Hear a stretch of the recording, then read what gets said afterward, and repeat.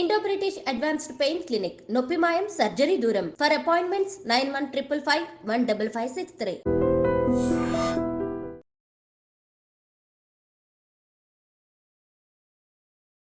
Welcome to iDream media.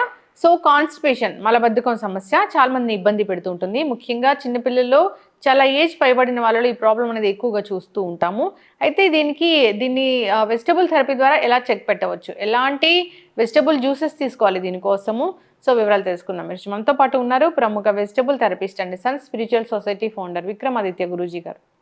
గురుగారు నమస్కారం అండి. సూర్యోస్మిత. గురూజీ, జనరల్గానే ఈ కాన్స్టిపేషన్ ఇష్యూ చిన్నపిల్లల్లో పెద్దవాళ్ళలో అంటే ఏజ్ పైబడిన వాళ్ళలో ఎక్కువగా ఉంటుందని వింటూ ఉంటాము. ఎందుకు గురువు గారు అసలు? చిన్నపిల్లలు పెద్ద పిల్లలు ఏమీ లేదమ్మా. 130 కోట్ల మంది జనాభా, కానీ ఒక 10 కోట్ల మందికి తక్కువ ఉండొచ్చేమో, కానీ మిగతా 120 కోట్ల మంది కూడా సఫర్ అవుతున్నటువంటి మేజర్ ఇష్యూ. అంటే ఇక్కడే మనిషి యొక్క జీవన విధానం ప్రారంభమైపోతుంది. మిగతా ప్రాబ్లమ్స్ అన్నిటికీ కూడా ఇది ఒక రిసీవర్, సోలార్ ప్యానల్ లాగా సన్న తీసుకునే ఎనర్జీ ఇచ్చేలాగా ఇది ఒక మెయిన్. ఇక్కడ ప్రధానమైనటువంటిది మీరు మలం బద్ధకం అన్నారు. బద్ధకం మలబద్ధకానికి కారణం అవుతుంది. మనిషి యొక్క బద్ధకం, పోస్ట్పోన్మెంట్ మెంటాలిటీ దీనికి ప్రధానమైనటువంటి కారణం. ఇంకా దీనివల్ల వచ్చే కాంప్లికేషన్స్ మీరు ఒకసారి ఆలోచించి చెప్పండి ఏమొస్తాయి. లేజీ ఎలిమినేషన్ కదా మలబద్ధకం అంటే, లేజీ ఎలిమినేషన్. మన శరీరం ఒక వ్యవస్థ మీద, ఈ వ్యవస్థ ఒక సిస్టమ్ మీద ఆధారపడి ఉంది. 12 రకాల సిస్టమ్స్ మన శరీరంలో. మొట్టమొదటిది డైజెషన్ సిస్టమ్, ఇంటేక్, అండ్ అది సర్క్యులేటరీ సిస్టమ్తో ఎండ్ అవుతుంది. 12 సిస్టమ్స్ వీటి మీద ఉంది జీవితం మొత్తం. మీరు ఎన్ని రకాలు మాట్లాడండి, ఎన్ని రకాల ఫుడ్స్ చెప్పండి, ఎన్ని రకాల విధానాలు చెప్పండి, ఈ 12కి సంబంధించే ఉంటుంది. ఇక్కడ ఈ మలబద్ధకం అనేది మనిషిని అతాకుతలం చేసేస్తుంది, సర్వనాశనం చేసేస్తుంది. ఇప్పుడు నాకు నిన్న ఒక ఫ్రెండ్ కాశ్మీర్ వెళ్ళాడు. అక్కడ ఉన్నటువంటి టెంపరేచర్ దానికి తను అంటే చాలా హెల్దీగా, స్ట్రాంగ్గా, ఫిట్గా ఉన్నాడు. మరి బాగుండాలి కదా, హ్యాపీగా ఉండాలి కదా, ఎంజాయ్ చేయలేకపోతున్నారు. తనలో ఏదో ఒక అసమతుల్యత, మంచి స్ట్రాంగ్గా పొంగినట్టు కనిపెడుతుంది. నాకు చెప్పిన వెంటనే అంటే మన ములక్కా ట్రై చేసాడు, మోషన్ అయింది, బాగుంది, కమ్ముడు. అసలు నన్ను ఏం చేయమంటావు అని చెప్పేసి అంటే, ఇవన్నీ చిన్నవన్నీ పక్కన పెడితే ఇప్పుడున్న పరిస్థితుల్లో బాడీ ఉబ్బరింపుగా ఉంది. అంటే ఎక్కడికక్కడ వేస్ట్ పేరుకుపోయి ఉండడం వల్ల ఉబ్బరింపుగా ఉంది. నేను వెంటనే ఆవుదాన్ని తీసేసుకో, క్యాస్టర్ ఆయిల్ అని చెప్పాను.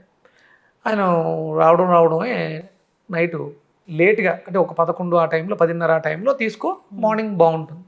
అతను ఏం అంటే 2 or 3 స్పూన్స్ తీసుకో. తనకున్న కంప్లైంట్ వల్ల తన ఇబ్బంది ఎక్కువగా ఉండి 50 ml తీసేసుకున్నాడు ఆ టైం.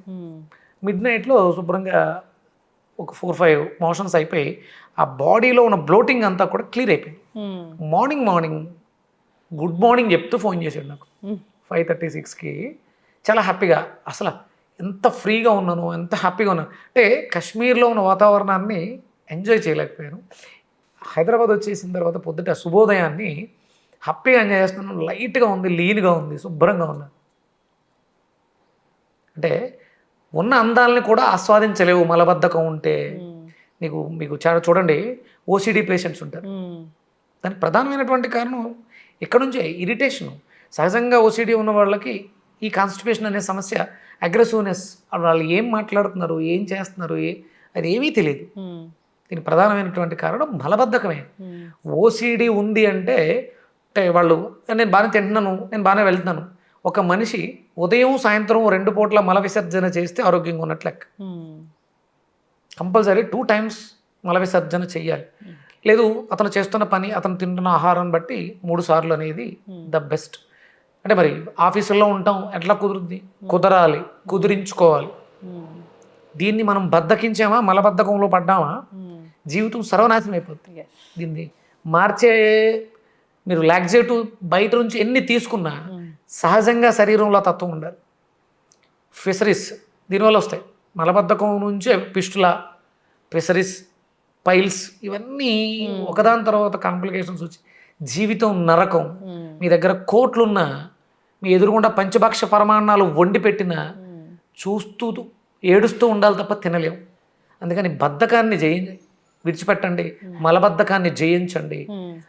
అది కావాలంటే కంపల్సరీ మనం తీసుకుంటున్న ఆహారంలో ప్రోటీన్ ఉందా, కార్బోహైడ్రేట్ ఉందా, ఫ్యాట్స్ ఉన్నాయా కాదు, ఫైబర్ ఉందా లేదా, ఇది ప్రకృతి సహజంగా వచ్చిందా లేదా అని ఆలోచించండి. ఫైబర్ అంటే ఎనీ ఫ్రూట్స్, వెజిటేబుల్స్ చూసుకోండి, గుర్తుపెట్టుకోండి. చాలా రకాలు వస్తూ ఉంటాం, చాలా మంది మాట్లాడుతూ ఉంటాం. స్టాండర్డ్ ఒకటే ఉంటుంది. తాత ముత్తాతల నుంచి బీరకాయ ఉంది, ఇప్పుడు ఉంది, భవిష్యత్తులో కూడా బీరకాయ ఉంటుంది. ప్రకృతిలో ఏవైతే సహజ సిద్ధంగా ప్రాంతీయత అంటే ఇప్పుడు ఈ ప్రాంతంలో ఏవైతే పండుతున్నాయో అవి మనకి ఔషధాలు అవుతాయి. ఎక్కడి నుంచో దిగుమతి చేసుకుంటే ఔషధాలు అవ్వవు. ఇప్పుడు మనకి నువ్వుల నూనె మంచిదమ్మా, నువ్వుల నూనె మంచిదని సంవత్సరం అంతా వాడితే మంచిది కాదు అది. ఆ సీజన్ ఇప్పుడు ఈ సీజన్ శీతాకాలం నువ్వుల నూనె వాడాలి, ఎండాకాలం వేరుశెనగ నూనె వాడాలి. ఇది ఆంధ్రప్రదేశ్ తెలంగాణలో. వేరే చోటకి వెళ్తే కుసుమ నూనెలు వాడాలి, ఇంకో చోటకి వెళ్తే అక్కడ ఏ పంట పండుతుందో అవి వాడాలి. అవి లేక మనం ఇవన్నీ అడాప్ట్ చేసేసుకుంటున్నాం. అది మంచిది ఇది మంచిది అని అడాప్ట్ చేసుకుంటున్నాం. నీ శరీరానికి ఒక తత్వం ఉంటుంది, నువ్వు ఉంటున్నటువంటి ప్రాంతానికి ఒక తత్వం. అక్కడ ఏమైతే పండుతున్నాయో అవే తినాలి. ఇప్పుడు గోధుమలు తింటే షుగర్ తగ్గుతుంది, మరి నార్త్ ఇండియా రైస్ తక్కువ పండుతుంది, గోధుమలు ఎక్కువ పండుతాయి. అక్కడ ఎవరికి షుగర్ లేవా, మనకి రైస్ పండుతుంది, మనం అందరం చపాతీలు తింటున్నాం. ఇక్కడ ఏవైతే పండుతాయో పండించగలం, మారుతూ ఉంటాయి, ఋతువులు మారుతూ ఉంటాయి, ప్రాంతాలు మారుతుంటాయి. దానికి తగ్గట్టుగా మన ప్రాంతాల్లో ఏవైతే పండుతున్నాయో వాటిల్ని విరివిగా తినాలి. ఇవన్నీ అకేషనల్గా అప్పుడప్పుడు తినాలి.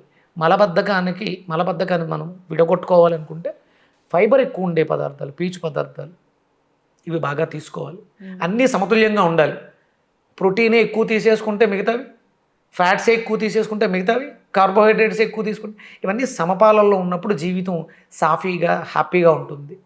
లేకపోతే ఇబ్బంది పడుతూ ఎప్పుడు ఏదో ఒక హాస్పిటల్ చుట్టూ లేకపోతే విక్రమాదిత్య ఇంకొకడు చుట్టూ తిరుగుతూ ఉండాలి. అయితే గురూజీ, కాన్స్టిపేషన్ ఇష్యూ ఇబ్బంది పడుతున్న వాళ్ళు మరి ఎలాంటి వెజిటబుల్ జ్యూసెస్ అనేవి తీసుకుంటే మంచిగా ఉంటుంది? ఇక్కడ చర్మ వ్యవస్థ పాడైపోతుంది, లివర్ మీద ప్రభావం ఎక్కువ ఉంటుంది. సమస్యతో బాగా ఇబ్బంది పడుతున్న వాళ్ళు దొండకాయలు విరివిగా తీసుకోవాలి, అలాగే పచ్చి అరటికాయను విరివిగా తీసుకోవాలి.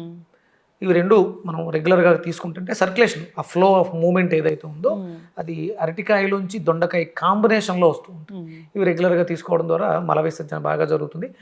భారతదేశానికి తెలుగు వాళ్ళకి సుపరిచితమైనటువంటి ఆముదం, క్యాస్టర్ ఆయిల్ అప్పుడప్పుడు రెగ్యులర్గా తీసుకుంటూ ఉండొచ్చు. మన శరీరంలో వాతం విపరీతంగా పెరగడం వల్ల ఇవన్నీ వస్తూ ఉంటాయి. అందుకని ఆవదం అద్భుతమైనటువంటి దివ్య ఔషధం. నెలకొకసారో 15 రోజులకు ఒకసారో మనం చేసే పొరపాట్లు ఉంటాయి, వాటిలన్నిటి నుంచి ఇది అద్భుతమైనటువంటి పరిష్కారం. రెగ్యులర్గా మనం వంటల్లో దొండకాయలు అరటికాయని విరివిగా తీసుకోవడం ద్వారా ఈ సమస్యల నుంచి బయటపడదు. ఖచ్చితంగా గురుగారు చాలా చక్కగా చెప్పారండి. సో ఈ ప్రాబ్లం అనేది వేధిస్తూనే ఉంటుందని చెప్తుంటారు. నేను ఇది ఖచ్చితంగా అడగడానికి కారణం ఏంటంటే మీ వీడియోస్లో కామెంట్స్లో రాశారు. సో కాన్స్టిపేషన్ ఇష్యూ ఉంది, ఆవిడ ఫోటో కూడా పెట్టడం జరిగింది, ఇక్కడ చాలా ఎలర్జీ లాగా వస్తుంది అని. సో అందుకోసం నేను అడగాల్సి వచ్చింది. సో అయితే గురూజీ, ఈ వెజిటబుల్ జ్యూసెస్ అనేవి చాలా చక్కగా పనిచేస్తాయి. మీరు అన్నట్లుగా క్యాస్టర్ ఆయిల్ కూడా, దాన్ని కూడా అప్పుడప్పుడు తీసుకోవచ్చు. చక్కటి ఇన్ఫర్మేషన్. నెలకొకసారి కంపల్సరీ తీసుకోవచ్చు, ఇబ్బంది పెడుతుంది వారంకోసారి తీసుకోవచ్చు. మినిమం ఒక పర్సనాలిటీని బట్టి 1 డేలో కావాలి క్లీనింగ్ అనుకుంటే ఒక 50 ml ఎర్లీ మార్నింగ్ తీసుకుని గోరువెచ్చటి నీళ్లు తాగడం, చారు తాగటం ఇలాంటివి చేయడం ద్వారా క్లియర్ అయిపోతుంది. లేదు రెగ్యులర్గా మెయింటైన్ చేయాలనుకున్నప్పుడు నైట్ పడుకునేటప్పుడు ఒక 2 స్పూన్స్ క్యాస్టర్ ఆయిల్ గోరువెచ్చటి నీళ్ళలో లేకపోతే దాన్ని కొంచెం వామ్గా గోరువెచ్చగా తీసుకుని డైరెక్ట్గా తీసేసుకుని వేడి నీళ్ళు తాగొచ్చు. అది దానివల్ల ఒబిసిటీ తగ్గుతుంది, గ్యాస్ట్రిక్ ప్రాబ్లం తగ్గుతుంది, మలబద్ధకం వదులుతుంది. అంటే దాంట్లో ఉన్నటువంటి సర్ఫేస్ సాంద్రత క్లెన్జింగ్ ప్రాపర్టీగా ఉపయోగపడి బాడీ డీటాక్స్ అవుతుంది. ఖచ్చితంగా గురుగారు, చక్కటి ఇన్ఫర్మేషన్ అండి. ధన్యవాదాలు. సూర్యస్మిత.